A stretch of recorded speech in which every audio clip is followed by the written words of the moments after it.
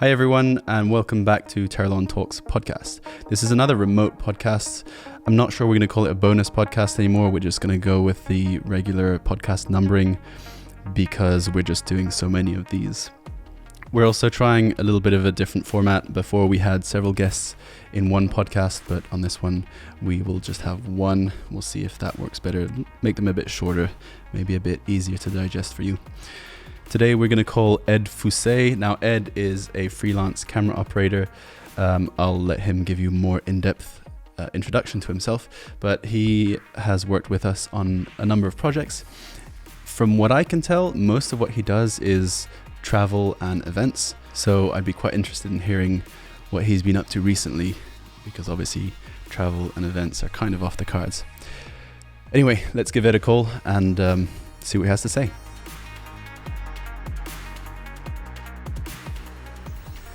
Hey Ed. Hey. Hello mate, how you doing? Pretty good, how are you? It's a beautiful day, can't complain, getting sunburnt. Yeah, no, things are good man, things are good. I am learning a whole lot more about sunburns with this new haircut of mine. I have to put sunscreen on the top of my head as well. For those listening, obviously we have no access to hairdressers at the moment, so I've just shaved the whole top of my head. Well, the whole top, like the sides too, but yeah, everything. Why did you shave it all off, just out of interest? Well, I had been wanting to see what the shape of my head looks like since I was like a teenager, and I almost did it when I was on a ski season, because you don't have much responsibility in a ski season. Lads. Yeah. Jaeger. So I thought, we're all stuck inside. Not many people are going to see me, apart from everyone on YouTube if they're watching this, but Including your gran, right? My gran, my mother, maybe Guy, Freddie and Santi, but that's about it. I don't know who else all watches the main these people, podcasts. all the most important people. Yeah.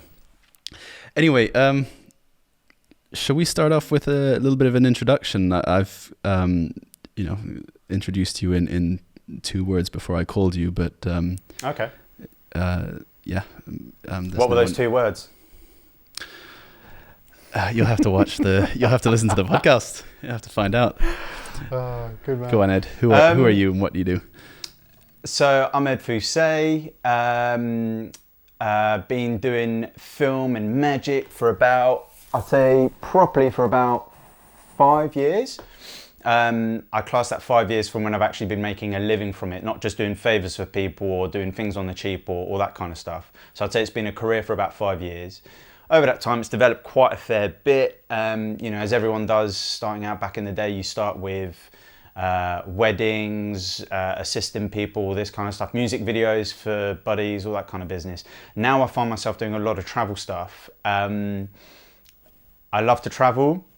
I love meeting new people. I love different cultures, all that kind of stuff. It's kind of in my blood. So it's found its sort of way very naturally to go that way. And it's, to be honest with you, it's what I've worked towards anyway. It's not like it's just falling in my lap like a lot of people think it has. So yeah, I'd probably class myself now as more sort of travel. Yeah, I can see a few travel themed photographs behind you. Are those your shots? Oh yeah. It's like I planned it. Yeah, nice. Yeah, I absolutely love it, man. I've got, in fact, behind the camera, you can't see, I've got about 20 frames on the bed of stuff that I still need to put on the walls. But yeah, I've got little souvenirs and all that kind of stuff all around. So, and in fact, I'm doing my show at the moment, which is probably about 90% travel stuff, which I'm a little bit like, oh, do I start dialing that back? But nah, yeah. So where are you right now? It looks like you're in your living room, or? No, this is actually my bedroom. So I live with my brother and his girlfriend out in Maidenhead, so just outside of London. But no, we're actually really lucky to find it. So nice big bedroom. I work from here as well. We do have a spare bedroom which I keep all my kit in and stuff. But I find it quite nice to work in here because you get loads of natural light coming in. In my old place, I used to work in a room where there weren't many windows. It was really dark and it was just depressing as anything. But now I've got a window that I look out at, and especially with the weather being as beautiful as it is now, it's wicked. Beautiful weather to be stuck indoors, huh? Yeah. Would you prefer it to be sunny as it is right now, or like cold and miserable outside, because I'm in two minds, because it's kind of nice having sunshine and it kind of lifts your spirit a little bit, but at the same time I'm like, oh, we're wasting summer. Let me out. Let me out, cabin fever. To be honest with you, like, I would find it a lot worse if the weather was really bad outside, because obviously the way things are now, it's pretty, not depressing, but it's tough for a lot of people. So I think having the nice weather, getting that vitamin D, is amazing. You know, it's kind of a reminder that actually, if we want, we can just go out for, you know, what is it, an hour, walk around the park, or walk, you know, we've got a dog, or go for a bike ride. It is amazing. And I think good weather, even if you're indoors all day, does put you in such a better mood. And, you know, technically we're spring, aren't we? So if anything, this is amazing. We might not even have a decent summer when we're allowed to go out. So if that's the case, I'm loving it as it is now, if I'm honest with you. Are you able to go outside? Like, are you taking advantage of your daily allowance of physical activity outside? Yeah, it depends. So we've got a dog, Hugo, a little French bulldog. He's a little absolute nut job. So we take him out now and again. If I don't walk him, I might go for a run, or I might just do a little workout in the garden. We've only got a small garden, but it's really, really nice. So we've got some gym stuff there, so I'll probably end up doing something there. Or what else? To be honest with you, even just to sit with our living room, we've got double doors that open out. Even just to sit with the double doors open is nice. So I wouldn't necessarily say that I'm like always outside trying to, you know, maximize that time. But yeah, as I said, even just to go for a stroll in the evening is quite nice. Because I'm kind of just busy as it is doing this show reel, because, you know, it's like if you've got like a passion project or something that you're really into, if you spent all day indoors, it's not actually that much of a big deal. So it's all right. It's all right. Cool. So, nasty question. How's work? How's work? With all your, I'm travel. assuming travel has gone down the drain. It's out the window. Yeah, it's not. Yeah, it's non-existent. It's to be expected. Do you know what I mean? Like, at the end of the day, it is going to come back around, whether that's in a year or more or less or whatever. Then it is what it is. There's people in far worse positions, but in terms of work, yeah, there's absolutely nothing. But even people that I knew that work, even people that I know in the UK that do corporate stuff or weddings or whatever, everything's going to be cancelled. So, you know, yeah, I'm in the same boat as everyone else. I'm not, you know, any more special than anyone else. But to be quite honest with you, I'm absolutely loving it. I'm really, really enjoying the time off. You know, okay, I'd be enjoying it more if it wasn't under these circumstances, but the forced lockdown and being forced to stay at home, it's actually been really, really nice, because before that I was just flat out, you know, I think I but I figured it out that since December, out of all the jobs I've had about 2 that have been in the UK. The rest have just been abroad. So getting on a plane was like getting on a bus.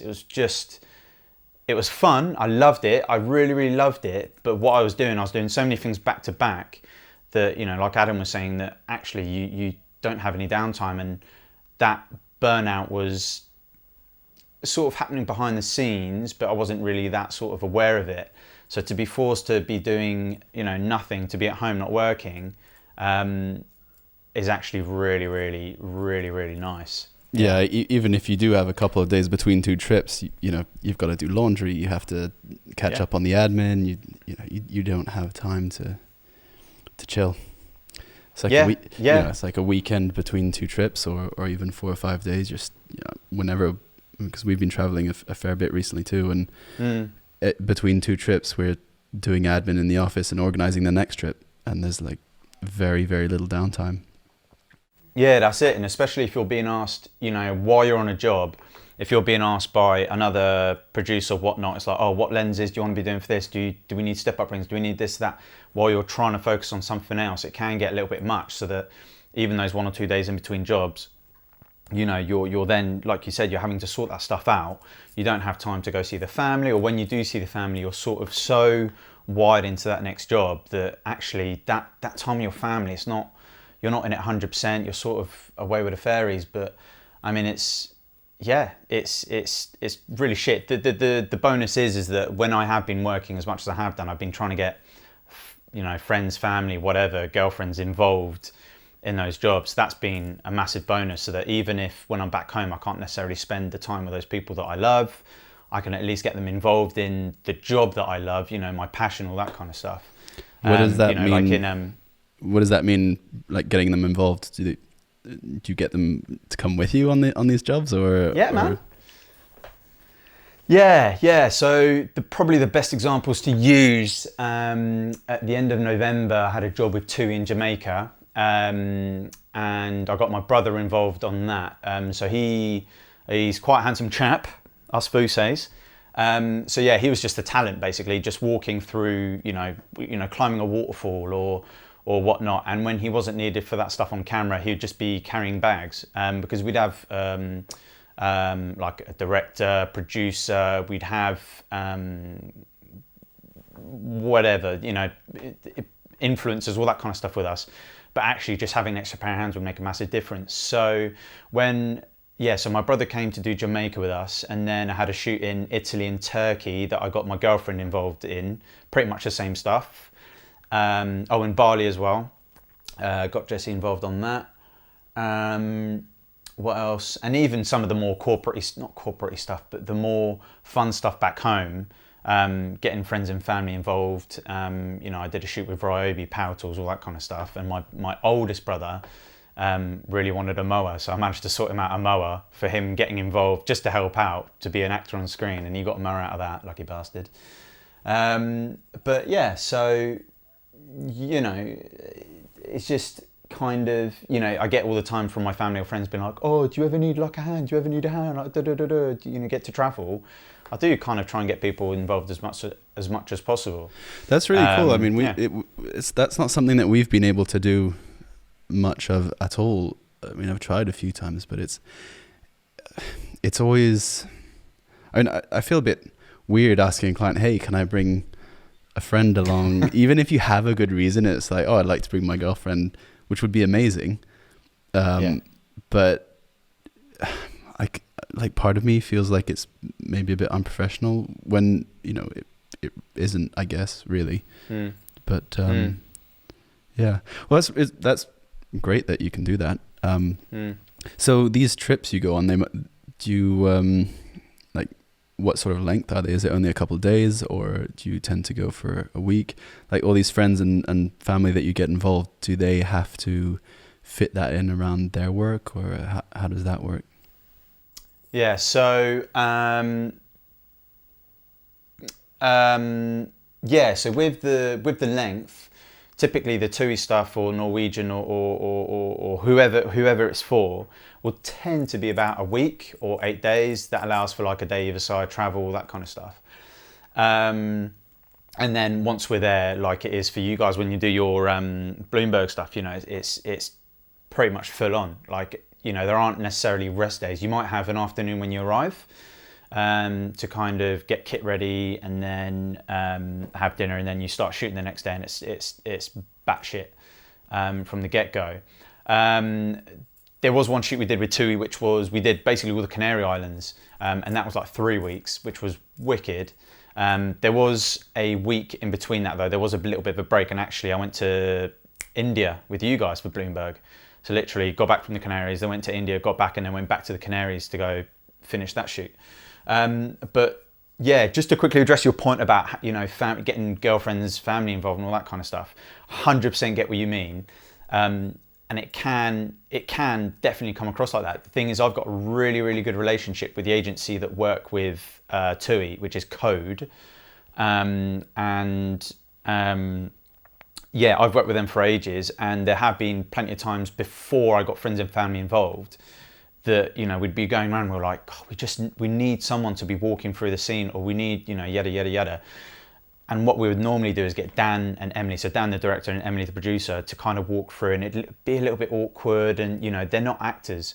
Whereas... all of your friends and family are actors. Exactly. They're you know, they're professionals, you know what I mean? Yeah, you know, for for them, it was pretty much straightforward because Jesse has done a little bit of modelling before, so that was fine. And also, I'd asked Code or whoever it is, that the job was with. I'd be like, look, I've got a girl, I've got my girlfriend, or if you want, I've got my brother. Here's what they look like. They look good on camera. They're easy to get along with. They're not like models or actors where they might be a bit of prima donnas. They're grafters. They'll get on with it. And also we'll have a laugh at the same time. And it's also, they are getting paid as well. So they're getting paid to be an assistant, to be on camera. So they know that it's not just they're going on along for a jolly. They're getting up at 7 a.m, helping me with kit, sweating it out, bringing spare clothes and stuff with them. We're going to try that on. Yep, cool. So it's, if anything, they're working more than I am, because as soon as they've been on camera, they're then having to then carry kit while I'm sort of talking through the next shot with Dan or whatever. So it's by no means a holiday. It's an experience. They get paid out of it. It's great, but it's hard work. My brother after Jamaica was like, fuck. Yeah. That was. I know what it's hard. like when you're on shoot. I'd love to bring friends or family along. Maybe we'll try and do that in the future. Both to kind of get them involved, have a good time, and it's fun to bring people along, but also to show them how hard it is and that this is not a holiday. Like so many people are on social media. Oh, your life's amazing. You're always traveling. It's like, yeah, I mean, it is great, and some of the luckiest people in the world. But it's also a job. Yeah, definitely. I mean, I remember plenty of times when we'd get back to the hotel at the end of the day, probably about 6 o'clock, and we're just like, right, let's meet for dinner in half an hour, and then after dinner, you just go straight to bed because you're absolutely like, you're fucked. Because you could be working outside all day, it's hot, you're carrying kit, you're doing this, you're also mentally always trying to think of how, let's make the shot work, or this or that, or blah, blah, blah. It's always full on. And even when we're having lunches and stuff, typically what would happen is that we go somewhere for lunch that is really nice, the food looks great, but before we get to eat it, we're having to film it, hands going in, picking the food up, all that kind of stuff. So it's always on the clock. But don't get me wrong, I love it, I absolutely love it. But yeah, you are knackered, and you do need a couple of days once you get back from that job to kind of just do nothing, absolutely nothing. Yeah. But it's not usually the case. Agreed. Let's stay on the topic of travel for a while, because I think it's a bit of a light topic in these. So what I get asked a lot with travel and working abroad and doing film and photo gigs abroad is, how do you, well, the number one question is how you get those gigs. So let's start with that. But then I also get asked a lot, what kit do you bring with you, and how do you get it in and out of the countries, and how do you travel with kit and that kind of stuff. So let's start off with, like, how do you go about finding your all these amazing jobs that take you to all these wonderful places? Yeah, I get asked that a lot, and a lot of people kind of think, oh well, you're so lucky that this and that it falls in your lap, and da da da da. It started out as I knew I wanted to do it. I knew I wanted to get into more travel stuff, and I was like, right, okay, how do I get into it? Because I don't necessarily have a huge amount in my portfolio or whatnot. So short answer is, I'd pay an absolute fuck ton of money to go on trips myself, film it, and then I'd be like, okay, put that into a new showreel or send it to clients and make it look like it's an actual job. I mean, this was years ago. I did it with an ex-girlfriend. I took her to Iceland for her birthday, and I thought, right, let's take the kit, let's shoot some stuff. And then once I had sort of some footage from, let's say it was Iceland or Spain or wherever, then I'd go to like travel shows, like at Olympia or the XL or anything like that, where you got all the different booths and you can meet different tour operators. I'd be like, look, this is what I do. I've noticed you've not got a lot of video content, do the whole, not spiel, because you genuinely have a conversation with them. You're not just trying to blag it, but have a conversation with them and then email them afterwards. You try and you know, a lot of the companies I first started working with were family run companies, so they didn't have a lot of money, which for me wasn't a big deal. It was getting on the trip itself. So, you know, they cover flights, cover everything to do with the trip, and a lot of the time they would pay something, but it'd be nowhere near what your rate would be. Again, give a shit. And then from there, you're just adding more and more and more to the travel portfolio, whatnot. And then, when was it? I got picked up by Code and also a few other agencies that I messaged or I got recommended to by friends of friends. And then because I had all this travel stuff anyway, I looked more legit, or I looked like that was what my speciality was, if you know what I mean. Rather than it just being me like, oh, well, I like to go on holidays, so, you know, this is like a holiday video edit. It's like, no, this is, this is what you could get kind of thing. So yeah, that's how I sort of started getting into that. I mean, that whole process, we're talking a good 3.5, 4 years of like, you know, the first kind of travel video and then progressing. I would say it's only really picked up in the past 1.5, 2 years with working with like Norwegian or TUI or whoever else I can't think of right now. Yeah, I'm hope they're so not busy. Oh my god, yeah. Just, they're not that important. You've just made me realize something in my podcast that I did with Santi. I think it was episode 2 of this series of podcasts. I spoke a lot about networking and things like that, and tips of how to break into a new industry. And it was pretty much, you know, go and film some portfolio stuff, either off your own back or by getting someone to pay you for it if you can, and then go to trade shows and, you know, start conversations with people. And I'm just really realizing now is that the where I got that idea from is from watching you do it, and seeing you go to these trade shows. Because I think I saw on your social media a few times you were like, oh, you know, going to this travel trade show, or maybe you didn't put it on your social media. Maybe we, you know, chatted about it and kept it quiet offline. But yeah, comes from you. Do you know what? For me, it was a thing of whenever I get asked or people say like, you're so lucky, I'm like, luck has got absolutely fuck all to do with it. Like, I'm fortunate that I have the opportunity to go to the trade shows or you know, that I have a passport that I can get on a plane and do. I'm fortunate, but luck's got nothing to do with it, because you know, you make your own luck. I know it sounds stupid and cheesy, but you do have to get yourself out there. You have to talk to people. Like my favourite saying that my gran used to say, she'd be like, if you don't ask, you don't get. Yeah. Like, you know, what's it's the like worst that's people gonna who happen? say, oh, I really want to win the lottery. That'd be great. And then you ask, well, have you ever bought a lottery ticket? And like, no. So. Yeah, exactly. Like, you've got to be in it to win it kind of thing, you know? And it's, I mean, prime example, like the stuff that I did, this was one of the best decisions I ever made. I know a wildlife photographer, he runs tours out in Africa, mainly in Kenya. And I was just like, dude, your stuff looks absolutely mental. Like the stills he was taking, he was like, oh, well, look, if you want, come along with me. I can't obviously pay for any of it because it is, I mean, the trip eventually cost me about $5,000 to do. And I was just like, do you know what? I've just done a big job with Deliveroo. I've got the cash. I've got to do it. I've got to get out there. Worst case scenario, I get a wicked holiday experience from it. Best case scenario, I come back with just like crazy footage of safari and all that kind of stuff, and it adds to my portfolio. I haven't got safari stuff already, blah, blah, blah. And it ended up being the best decision ever. Like, some of the footage I got from that trip was just mind-blowing.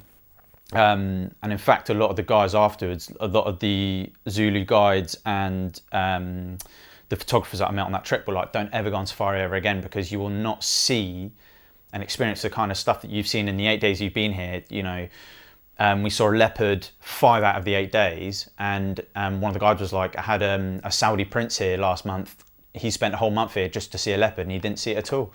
And we saw one every 5. We saw one over 5 days.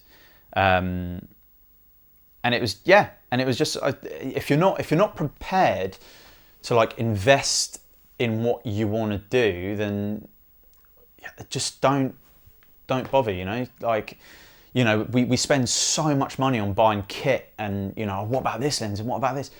Spend the money elsewhere. Go and do that crazy trip or this or that, because you could get some absolutely amazing footage from it. I don't know. That's my point of view. I know there's people that do the corporate stuff and they're like, actually, I'm not prepared to spend that amount of money on something like that. Fair enough. I totally get it, but... Oh, that's really cool. It's great to hear. I mean, it's super inspiring, both to see that, you know, when you do take these risks, it can pay off. And in my experience, and, you know, hearing from you, it does pay off a lot. I mean, sometimes it doesn't, but you have to take the chance.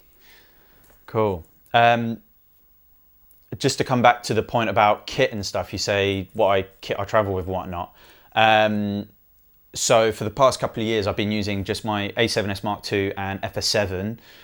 They've been absolutely brilliant. There are sort of new cameras now and new cameras coming out, but I found that travel-wise, those fit into, I don't have it here, but like a relatively small roller that over, cabin luggage, it fits. And the bag itself is pretty inconspicuous anyway, so it doesn't look like camera kit. But that's tends to what I use 99% of the time. That'll probably change over the next year, slightly here and there. But over the past year, what I have done is I did a job in Russia in December and I had to get a Canon. So I got my Canon for that and it's got all my kit on. So now when I travel, it's not a problem. You know, I've got all the paperwork, no issues. Before I would just walk through, you know, you put it in suitcases that look like normal everyday clothes suitcases and go through. Yeah, exactly. Pelly cases, your worst enemy, anything like that. And yeah, and I mean, touch wood, never had any issues. Coming out of Kenya, the guy was like, oh, this is a video camera. And I was like, no, stills camera, like, there you go. And just blagged it and managed to get out. Apart from that, yeah, I had that issue with Kenya. Went in with, I had like a carry-on roller bag with the main camera and a couple lenses in there, but then I had a Pelly case full of compact primes, Zeiss CP2s, I think the CP2s at the time, and then a big Pelly case with the Movi Pro in it, and then 2 other large suitcases with tripods and that kind of stuff. And luckily, I'm not sure what happened, like, because they were putting X's on suitcases that with chalk at the arrival hall, and I assumed, I mean, I'm pretty sure they put the X on the ones that they want the security to check before you leave the airport, and I was kind of like, oh, I'll try and rub the X off to see if I can like get through. And this guy came up to me and he was like, oh, you're not supposed to do that. What's in there? And I was like, oh, it's a camera. And he was like, is it a video camera? I was like, no, it's take photos. And what's this big Pelly case? Oh, it's lots of lenses for the camera.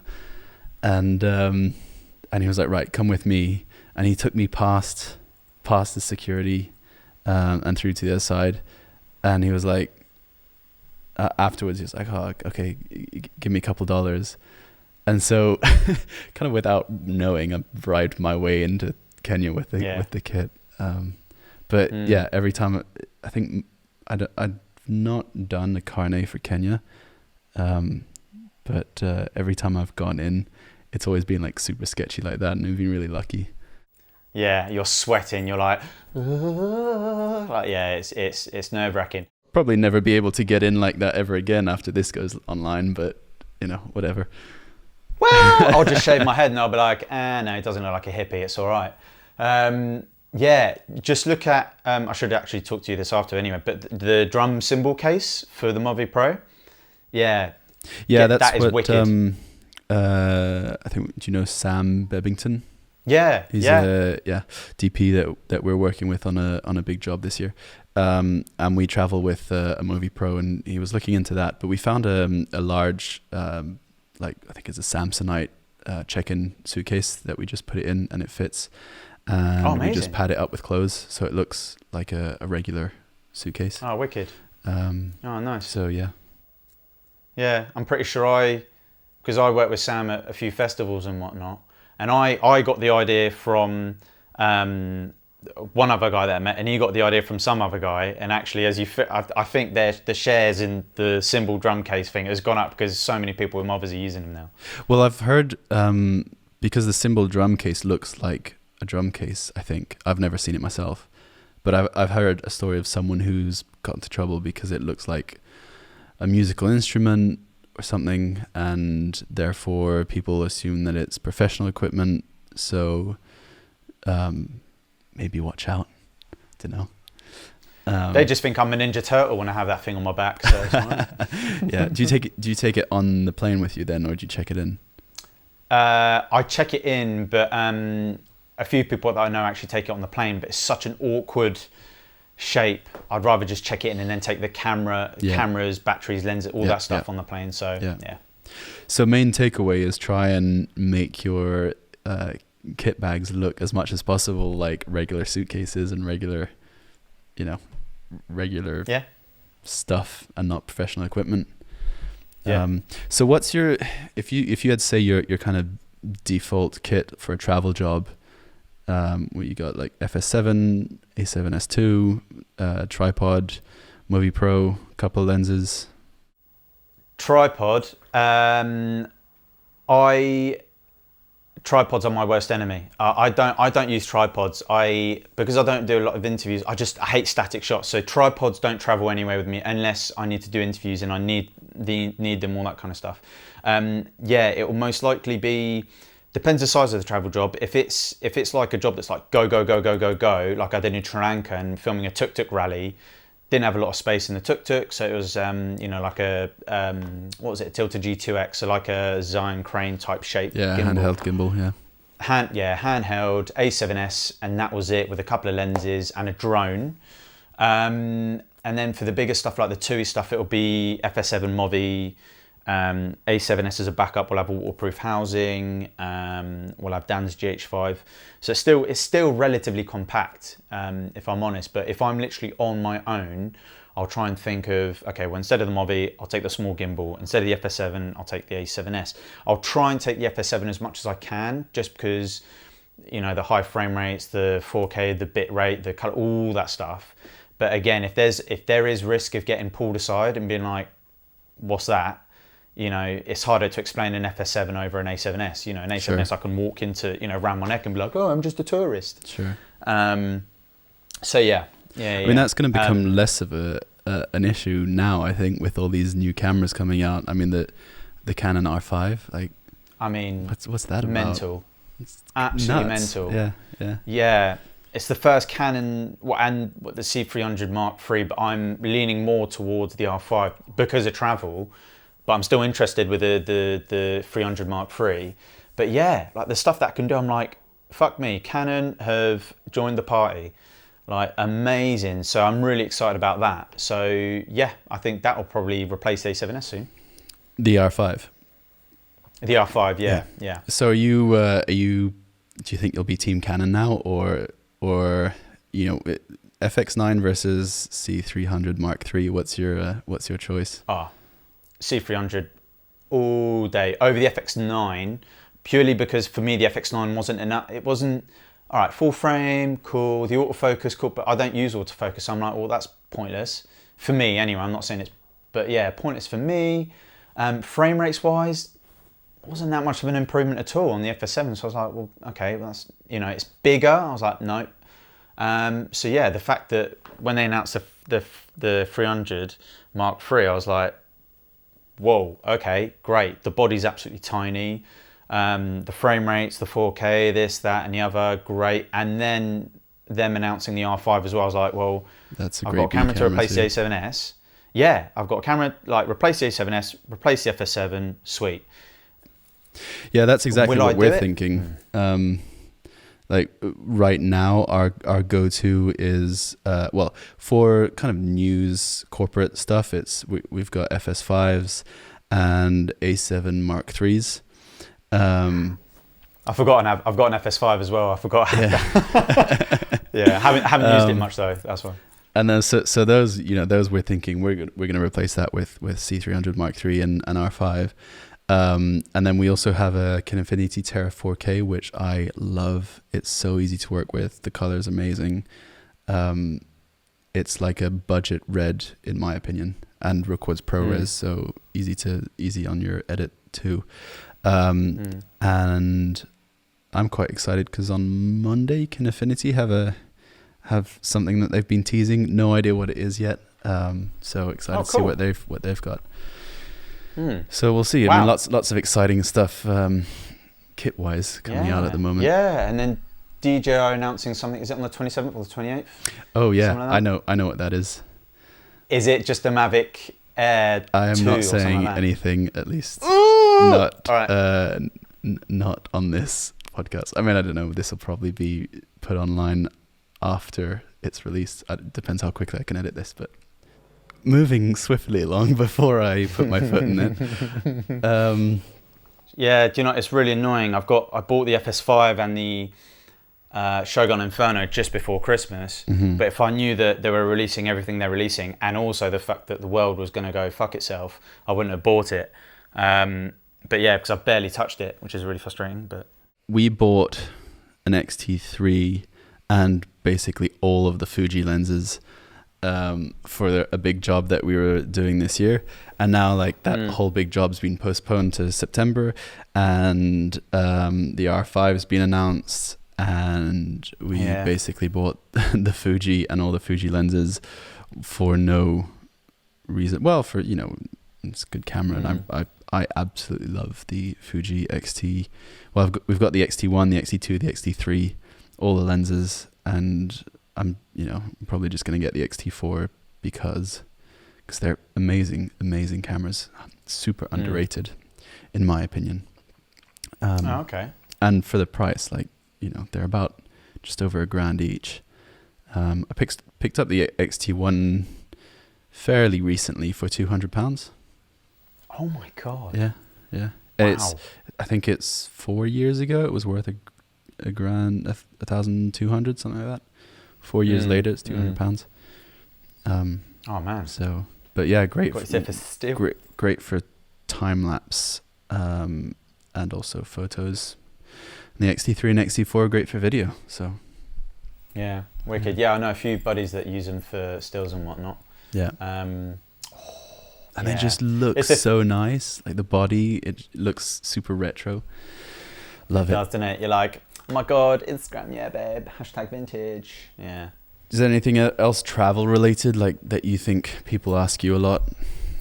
The only thing that I'd say that I love about the travel stuff is that I've always been like a relatively friendly, chatty, open person. Like I'm not embarrassed to do a lot of stuff. But in terms of, because I worked in a restaurant for 5 years, and I think doing that, and I worked in the restaurant with all my mates and stuff as well, and I think that just gave me like a real, it just helped me develop this thing of like, I might have just met you, but I need to try and strike up a relationship to either upsell something or this or that or whatnot, or get a tip. But even just those little skills, whatnot, has actually really, really helped me with the travel stuff, because there's a saying with the TUI jobs is that if they want me to run off into like a crowd of people and film stuff and just get stuff, they'll just say like, Ed, kill, as in like just hunt and just go in there and do it. Hulk smash. Yeah, literally it'd be like, Ed, like hunt, go, and I'm like, sweet, and I'm in there, and then I'll make stuff happen, I'll chat to people, this, that and the other, because I love it, I absolutely love it. And you get smiles out of people, you get laughs, you get this and that, and then you learn to sort of how to not control situations, but you know how to maybe say something or ask for something that you know you're going to get a certain type of reaction, and then this, that and the other. Because if you're a shy person, travel filming is going to come a lot harder, because you're not gonna make those situations happen. Yes, you do have to kind of look in on something and go, okay, be patient and don't interact and let it happen, all that kind of stuff. But sometimes, you know, if there's a guy playing guitar and you go up to him and you start doing stuff, and then he's like, oh, can you play another song, can you do this, can you do that? Or yeah, it comes in really handy. That's kind of valid for any type of filmmaking, especially if you're a freelance camera operator or whatever you are. Is if you're personable, it helps to find clients, meet people. It helps on the job too, because you can, as you said, you can ask people you don't know, oh, can you do that again? I'd love another take. Do you mind doing this for me? You're not afraid to maybe set up some shots in these places with people you've never met before, never meet again. But yeah, I mean, the jobs the waiting jobs that I did before all of this filmmaking malarkey, huge amount of transferable skills, really, really useful. The waiting jobs and working in a ski shop as a ski not salesman, but person who rents the skis, ski man. Ski man. Yeah, very, very useful. Especially for festivals as well. Oh yeah. Well, I mean, that's something that I struggle with is I have no fear going up to people who, potential clients, and chatting with them and talking to them, and because I feel like I can provide value. But then when I'm filming, if I'm trying to film people, unless it's talent who are there for a specific purpose and I can chat to them before, if I'm in a crowd of people filming an event, for example, I find it very difficult to work with the people who are there, because I'm in my head I'm kind of thinking, oh, they're here for the event, they're not here to be filmed. So if I ask them, like, I'm going to be bothering them, and that goes through my mind. And then also I'm in the zone, I'm focused on lining up the shot, on what the lighting's gonna look like, have I got the correct exposure, is my focus, and then you have to talk to people as well. I mean, what? How do you do it, Ed?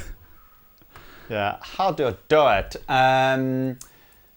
I'll just get them really drunk. No. I suppose if you're at festivals, that's easier. Yeah, if they're off their nut, they'll do anything. Basically what I found is, with festivals, a lot of the time you might get people being like, oh, take a picture of us, or like video or whatever. But even if you go in with the mindset of like, I'm gonna piss anyone off that I asked to film them, or this, that, and the other, you won't get anything. Because a lot of the time, if you say to someone like, oh, excuse me, can you do that thing again, or can you do me a favor? Can you walk through here, or you just did that to your mate? Can you do it again because it looks amazing? You're basically saying to them, I think you look great on camera. I really want, I'm making an after movie at the festival. I want you in it because I think you look amazing. 99% of the time, people are like, oh my God, yeah, all right, cool. And if you get that person that doesn't want to be on camera, they'll just be like, oh, I'd rather not, or like, to be honest with you, I can't even think of a time someone said no. Because I find that as soon as you point that camera towards someone, and if you act in a certain way, they take it as a compliment and they love it. So yeah, I mean, and at the end of the day, people, 9 times out of 10, again, people at festivals and they get dressed up, they want to be noticed. They want to be like, look at my feather headband, or look at my crazy makeup, or they might be going around topless or whatnot. It is a time for people just to go absolutely crazy. The only time I've ever come across people that might be a bit shy is at the corporate events, because it's not such a loud or people going crazy, or everyone's having a good time. It's more like, oh, we've got to be formal. So then I'm like, excuse me, do you mind? Do you mind? Then generally people are a little bit more uptight anyway. I suppose maybe that's where my difficulties come from, because I don't do many festivals, if at all. I don't know if we've ever filmed a festival. Similar to the Bloomberg stuff, when everyone's like warming up, everyone's in like good mood. Yeah, I suppose that's vibes. That's similar. I mean, one of the easiest events I've ever filmed was a Halloween party in a nightclub, and people were drinking so much, and they were all, in their costumes, and so they had a persona, so they're pretending to like growl at the camera and things like that, because they were putting on an act, which probably made them feel even more comfortable. And that was way back in the day. I was filming on, I think, maybe a 6D, possibly a 60D, if it was even earlier. Was it my 6D that I sold to you? Yeah, maybe actually. Yeah. I forgot about that. Actually, the batteries that we still have those batteries that you gave us with that camera, and so we still have a bunch of batteries with your old logo on them. Still going strong, baby. Yeah, I mean that's a fun video. It's on our Vimeo. I bet. Vimeo channel. So like, have a search for it. I think it's Drury Club, True Blood on Vimeo. It's fun. Ooh, but yeah, I mean, going back to what we were saying about events, we do a lot of corporate events, and I get what you're saying. Like when people are in a more formal event, I suppose it's harder to be to approach them and to get them to do fun stuff if they're in a formal mindset rather than a party fun mindset. I do find a lot of the time that when you have a camera, it's almost like you automatically, it's like this thing in the room where you're like not the alpha male, but everyone's a little bit on edge, so therefore you have that power. Does that make sense? So therefore, yeah, like I said, you're not bothering anyone. It's kind of like you're the one with the power. It's a weird one. I'm not saying I get off on that, but as in it does grant you certain sort of it's how can I put it? Yeah, it's not like you're being the nuisance. It's like you're there for a reason. Like, oh, who's that guy? Yeah. I definitely feel different when I'm on a job with a camera in public than when I'm not on a job with a camera in public. Right, okay. Well, because like, if I'm on a job, I have a purpose. I'm supposed to be there if anyone asks.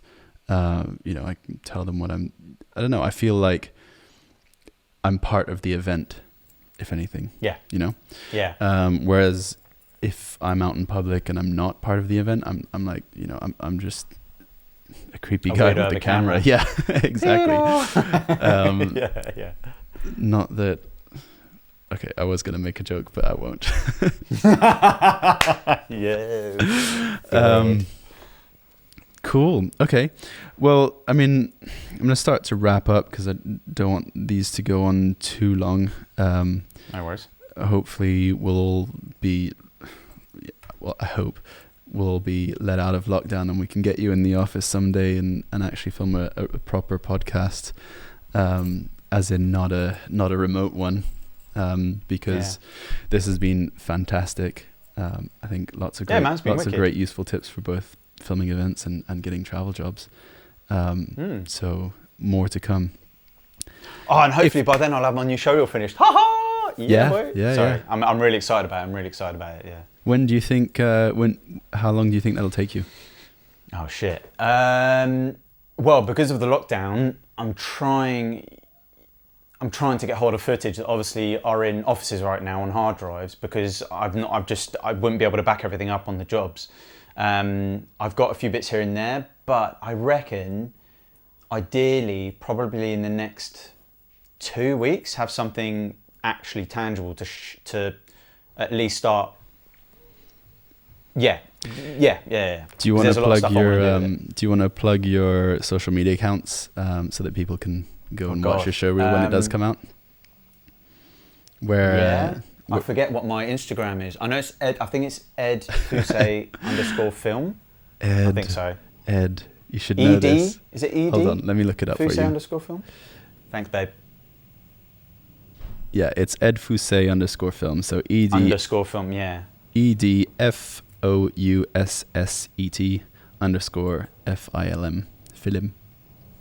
_FILM. Film. Yeah, cool. Because I always forget if it's like Edouard Fousset _film or whatever. Yeah. Anyway, doesn't matter. But yeah, and also it's not even a thing of like, oh, do you want to practice? People just want to like message, man, and like meet up, because again, I love meeting people, and it's really exciting, and I love talking about it, like the travel stuff, because when people ask me those questions, they're like, oh my god, how do you get it? And I'm like, dude, it's cool, man, just do this, do that, blah blah blah. I love people going like, oh, okay, like is that it? Like, we live in the day and age of the internet. We can literally contact anyone we want, like anyone we want in the world. So yeah, like use it. Yeah, what I mean? Yeah, that's what I was about to say. The same thing. you know, we do a lot of travel stuff as well, and also a lot of stuff in England. If you have any questions about anything regarding kit or traveling, you know, hit us both up. I'm sure, Ed, are you fine with people reaching out to you on Instagram or wherever? Reach out to me. And then by all means reach out to us as well at Teralon Media on Instagram. I've had many a fun journey with you guys, especially to India. That was a laugh. Yeah, of course you'd mention the one that I was not on. We had great fun without you, Julian. Yeah. Oh, and Singapore. Singapore was great. Yeah, you weren't I wasn't there either. That was wicked. Yeah. But I don't think we been on a trip together? You've always just been with Guy. I've always been with that absolute man-mountain Guy. Yeah. Well, we need to make it happen. We'll change that. Even just a little holiday, just me and you together, you know, we can hold hands and stuff. Yeah. Do one of those safari trips with all the leopards again. Right, let's wrap it up before it gets too much out of hand. All right, Ed, thank you very much. As I said, let's try and get you on for a proper full podcast face-to-face in the office whenever we can. And depending 100%. On how long this all lasts, maybe another one of these remote podcasts. But yeah, look forward to it, man. All right, thanks everyone for listening. Thanks, Ed, for joining in. Thank you. Follow us on social media.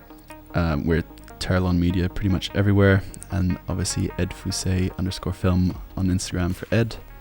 And have a good one.